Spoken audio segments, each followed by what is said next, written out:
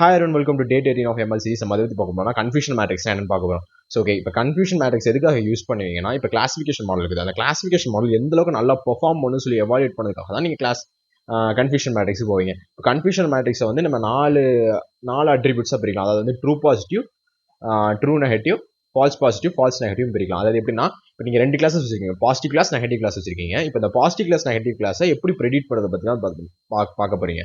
இப்போ first and fourth செல் என்ன சொல்லுதுன்னா, இப்போ கன்ஃபியூஷன் மேட்ரிக்ஸில் ஃபர்ஸ்ட் செல் வந்து ட்ரூ பாசிட்டிவ், அதாவது வந்து பாசிட்டிவ் கிளாஸ் எது கரெக்டாக பாசிட்டிவ் கிளாஸாகவே ப்ரெடிக்ட் ஆகிருக்குது ட்ரூ பாசிட்டிவ். அதே இது ட்ரூ நெகட்டிவ் வந்து நெகட்டிவ் கிளாஸ் நெகட்டிவாகவே ப்ரெடிக்ட் ஆகிருக்கிறது வந்து ட்ரூ நெகட்டிவ். இந்த false positive and false negative வந்து தப்பாக ப்ரெடிக்ட் ஆனது. பாசிட்டிவ் கிளாஸ் வந்து நெகட்டிவாக ப்ரெடிக்ட் ஆயிருக்கும், அதே சமயம் நெகட்டிவ் கிளாஸ் வந்து பாசிட்டிவாக ப்ரெடிக்ட் ஆகும். இதை தான் நம்ம ஃபால்ஸ் பாசிட்டிவ், ஃபால்ஸ் நெகட்டிவ் சொல்லுவோம்.